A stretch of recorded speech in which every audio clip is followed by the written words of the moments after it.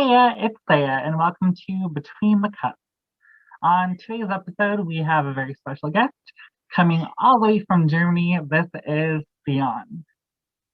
Hi, I'm Theon. I'm 21 years old, from Germany, and I'm a transgender man and bisexual.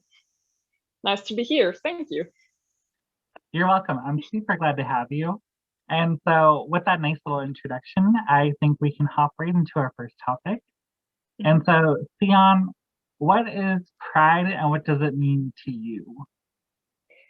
Pride for me is bringing something from the internet into real life. Most young LGBTQ members only have the connections through the internet, and in real life, they don't have something beautiful, something that makes life bearable for them. And the Pride Month shows that in your hometown, at work, in school, wherever you are, people that are like you are there. So you are not the only weirdo like you often feel. And that's something that makes your life more bearable and beautiful, I guess. That's actually like a really lovely way of putting it. I absolutely adore that. And so, one of the other topics that usually comes with pride is coming out. So, what was coming out like for you? Mm-hmm. Coming out is something I really often get the question, what is important for coming out? Coming out is, for me, that you're safe. So when you tell somebody that you are, in my case, transgender, bisexual, the other person has no right to tell you if you are trans or bisexual or whatever or not. You're the only one who identify you. And even if it changed, gender, sexuality is something that is fluid. So coming out is more than one time. Coming out is nothing that's permanent. It can change, it can happen more times, and you're the only one who choose who you are and identify you by yourself. So try to be safe and independent when you're coming out. That's, I think, the most important thing about it. Yeah.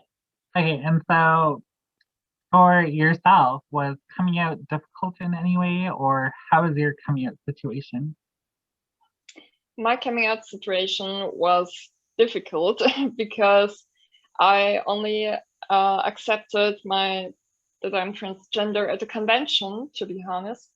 At a Dokumi in Germany 2020 was the first time people called me he, him, and it was such an overwhelming feeling for myself.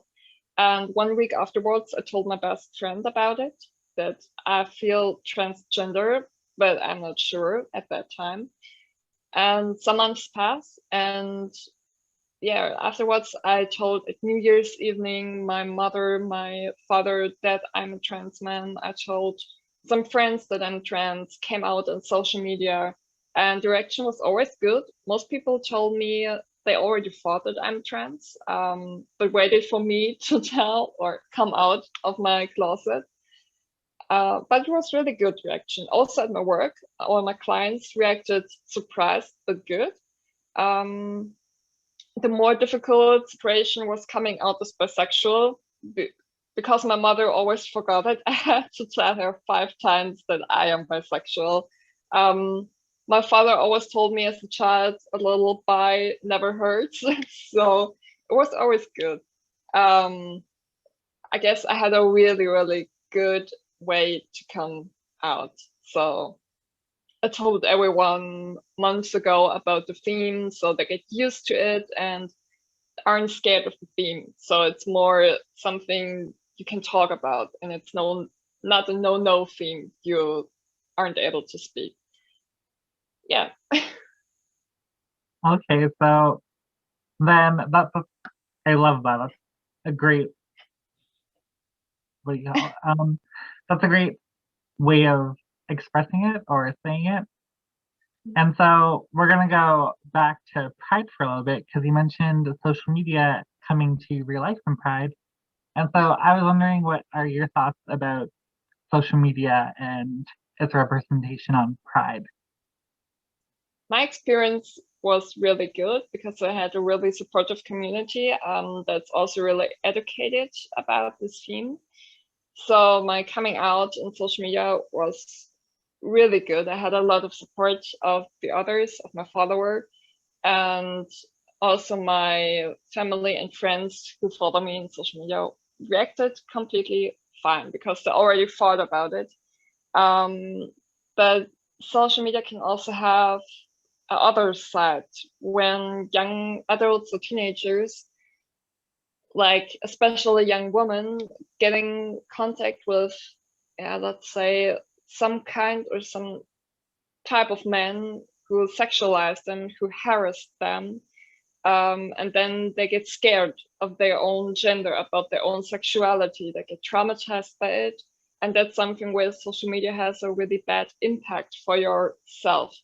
So I guess it's always the question in which group of social media you are, where you landed, and how talented you are to distance yourself from negative things and tell yourself that you are your own person who can choose who you are and what you let close to yourself and what not, to be a healthy person.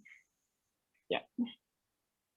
All right, so that's a great way to put social media because, like, for myself, when I first started transitioning and stuff, there wasn't like any great media or very many influencers or people that were out on the internet. For me, it was a lot of really bad characters on television, and then a bunch of YouTubers who thought a very specific way on being trans. So it for me, it made myself have this horrible sense of like a internalized transphobia that I had to deal with. Yeah.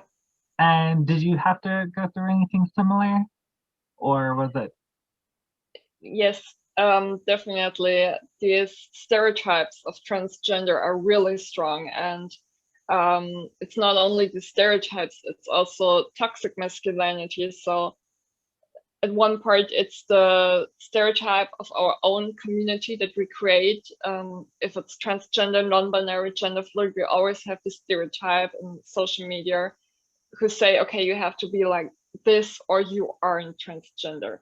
And the typical question that young teenagers or young adults ask themselves, okay, am I trans enough to transition? Am I having enough dysphoria, enough euphoria to do this? Is it correct? And when people on YouTube or on Instagram say, okay, you have to experience dysphoria of your own voice, you have to wear a binder, you have to do this or that to be that. And if you feel uncomfortable, then you're just a poser, you're you're just an attention seeker. And that's a huge problem because it makes, again, really difficult to accept for yourself you are trans or whatever you identify with. And here we come again to the part that it's important to distance ourselves from negative and toxic behaviors of others. So it's important to do enough self-love and self-care for us to say, okay, I am the only one who can choose who I am. And it was really difficult and a long, long part and way for me to come to the point where I'm able to say, okay, it's okay when I don't feel dysphoria every day. It's okay if I'm able to take a shower and don't break into tears and still say I'm a trans man, because that's what makes me happy and where I feel comfortable with. Yeah. Oh, that's exactly how it is. And so right there, you mentioned a little bit about self-love. And so I would like to move on to that topic for self-love. And so for you, what's self-love and how do you view it? So self-love is a really important thing that sadly all people forget, because we try to find love in a way that we give others our love and expect that they give us love back. But most times people don't give us the same amount of love back how we give them. So most people always give and never receive back. And that's the point why people are often traumatized or have huge trust issues or other problems, mental problems. And for myself, after I guess 7 years, I finally learned how I can do self-love for myself. Because when I'm crying on the couch and I cry my eyes out and burst into tears and just feel like shit, I try to ask myself, okay, if this would be a friend of me, my best friend, would I just let him sit there? No, I would get into the kitchen and make him some hot chocolate, buy him flowers, cuddle him, and be the sweetest person on earth to them.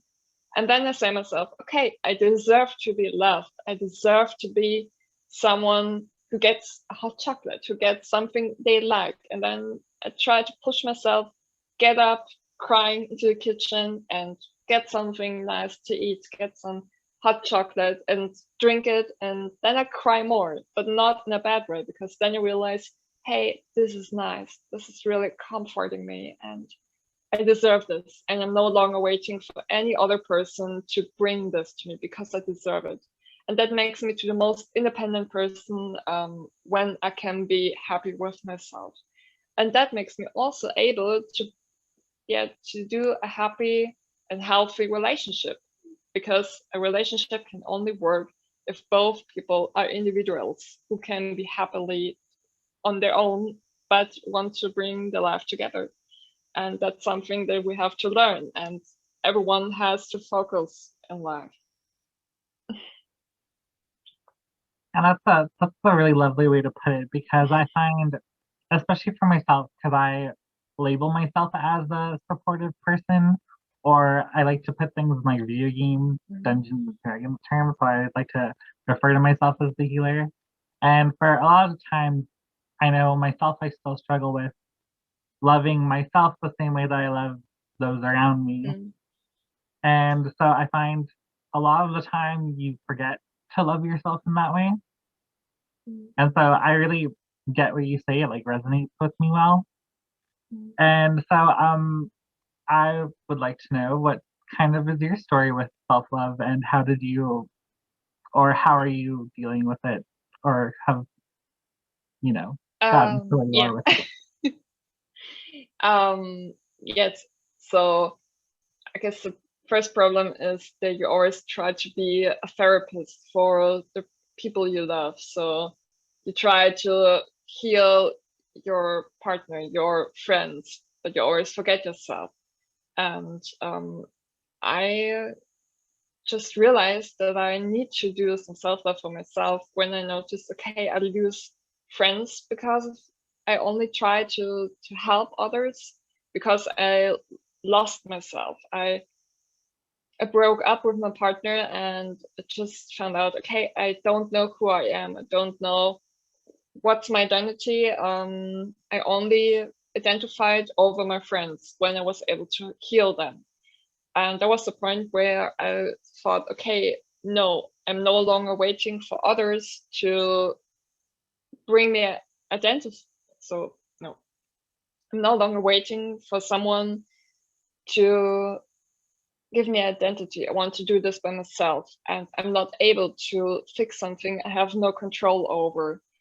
And I started therapy, and my therapist told me to do this, to do self-love, to always focus if I ate enough, if I drank enough, if I moved today, if I saw the sun, if I have some breath exercises to do. And that was some point where I realized, okay, that's really healthy and it feels good, so I should do it regularly.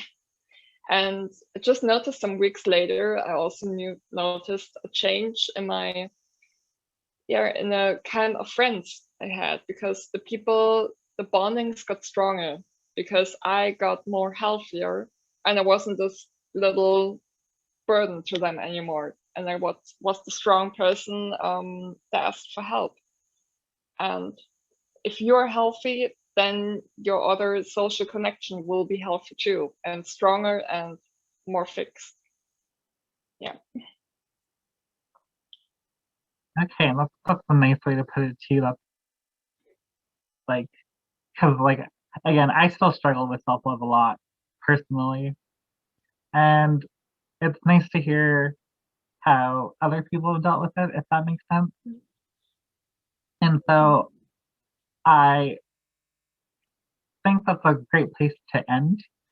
So, Theon, I would really like to thank you for joining us. I had a really lovely conversation with you, and I really enjoyed having you do and be a part of these interviews. And so, I wonder if there's any last things you want to say, or if you want to plug your social media in at all. First of all, it was a pleasure to be here. Thank you for your time. And yeah, my social media, you can find me on Instagram under Theon at Kuhn, and on my Costa account with Sayouricos. I post about gender and sexuality, and hope I will see you there. Bye. All right, Okay. and to my honored guests, I would like to thank those of you who stayed for the entire video. I would like to thank anyone who just clicked on the video, left right away, or just clicked on it and exited out. I thank you for the views. I hope you had a good time. I had a wonderful time. And so I hope you have a very good day. Thank you, Zap.